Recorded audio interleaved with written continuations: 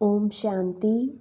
7 फरवरी 2022 के महावाक्य हैं, मीठे बच्चे, यह पढ़ाई बहुत ऊंची है, इसमें माया रावण ही विघ्न डालता है, उससे अपनी संभाल करो।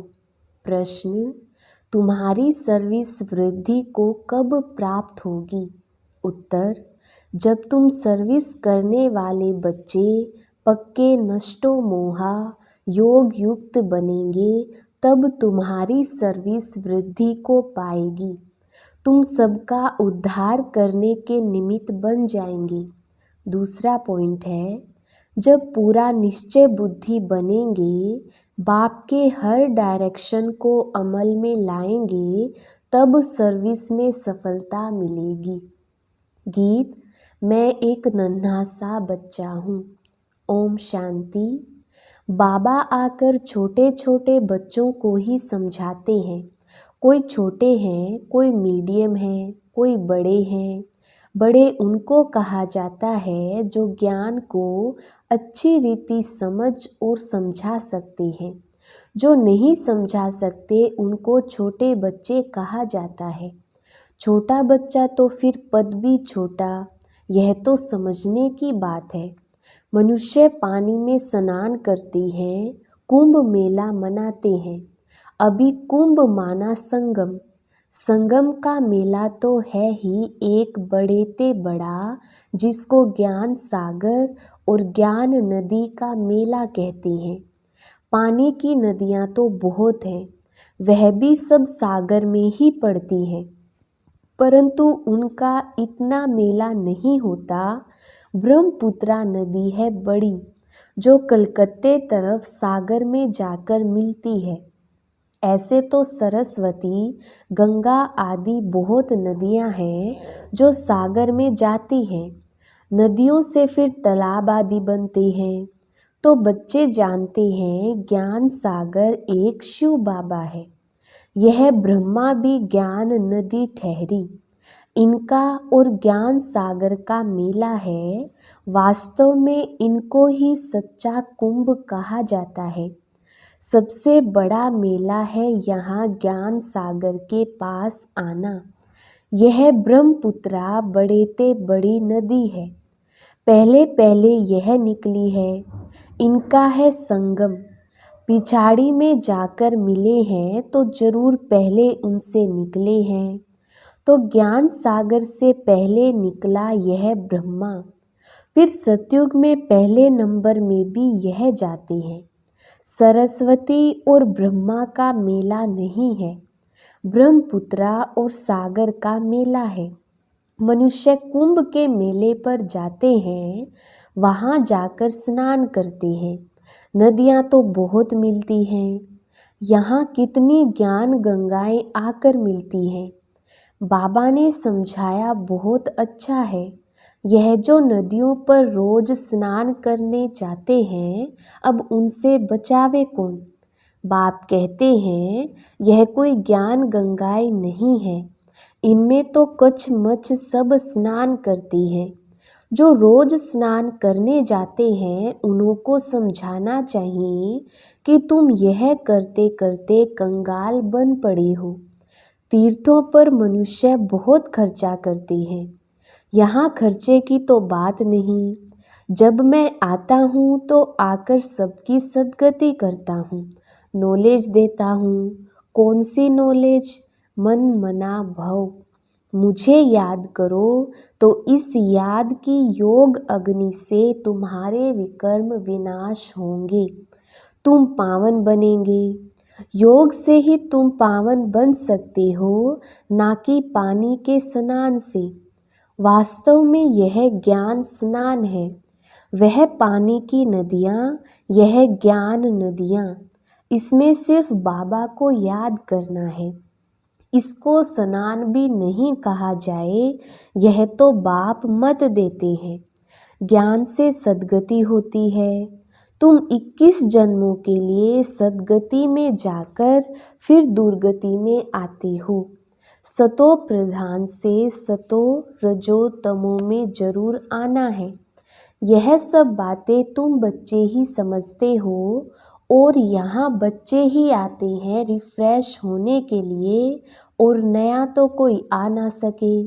बाप कहते हैं मैं बच्चों के आगे ही आता हूँ, यह तो गुप्त माँ हो गई। तुम बच्चे कोई से प्रदर्शनी मेले का उद्घाटन कराते हो तो उनको कुछ समझाकर फिर कराना चाहिए। ऐसा ना हो कुछ उल्टा सुल्टा बोल दे। यह तो लाचारी कराना पड़ता है उठाने के लिए। कुछ समझे तो कह सके यह संस्था बहुत अच्छी है, मनुष्य से देवता बनाने वाली है, परंतु इतना कोई समझाते नहीं है, ना किसकी बुद्धि में बैठता है।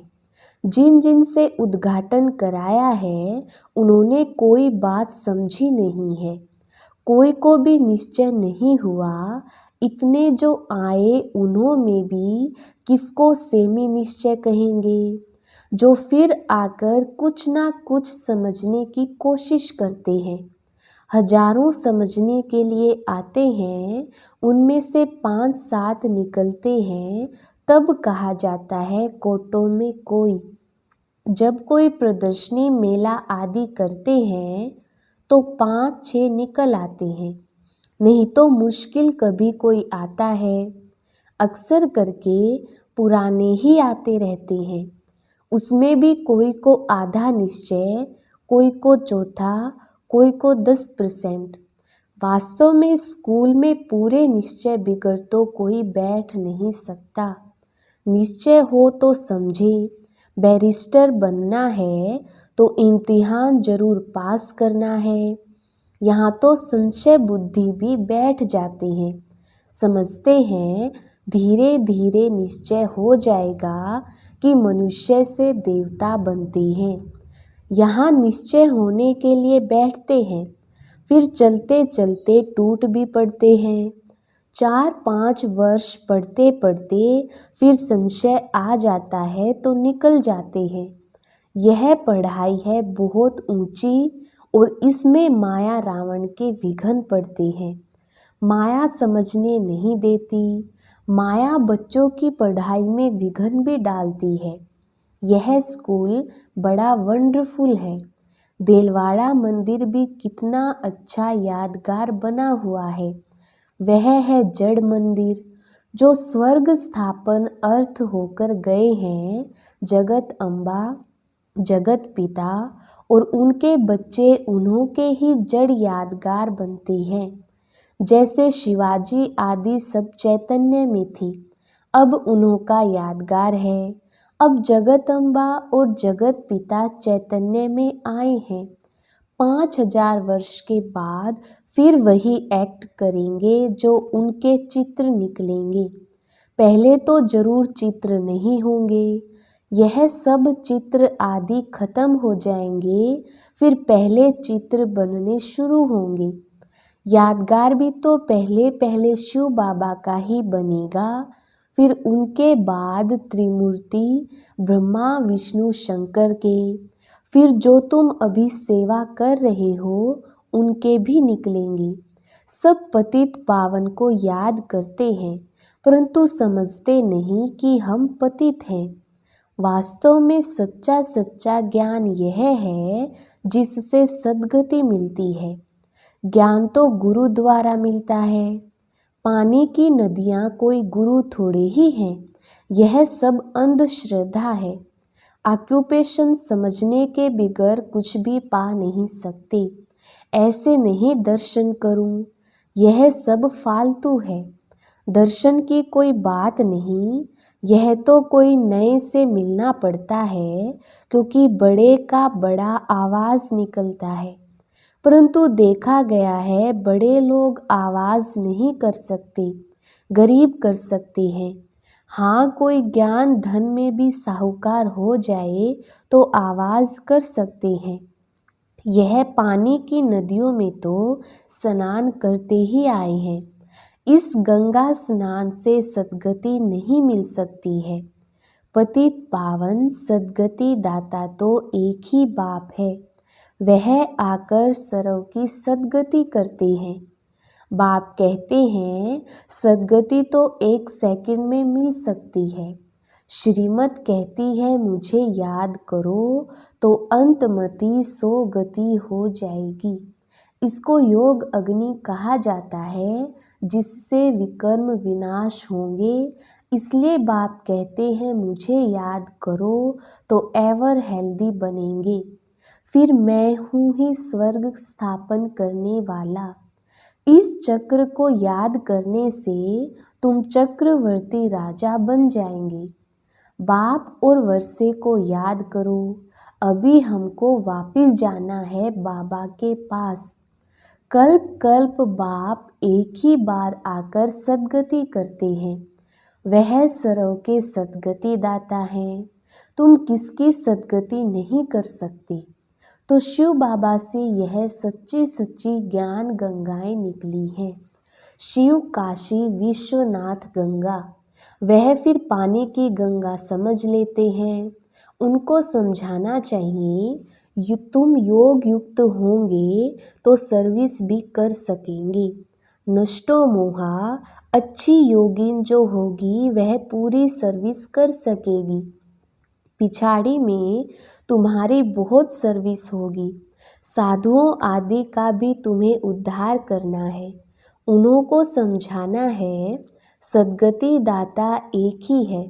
वही कहते हैं अब तुम मेरे को याद करो तो मेरे पास चले आएंगे। मुक्ति तो 1 सेकंड में मिल सकती है। मुक्ति के बाद जीवन मुक्ति तो है ही। यह बड़ी समझने की बातें हैं। ऐसे नहीं सबको एक जैसी धारणा हो सकती है।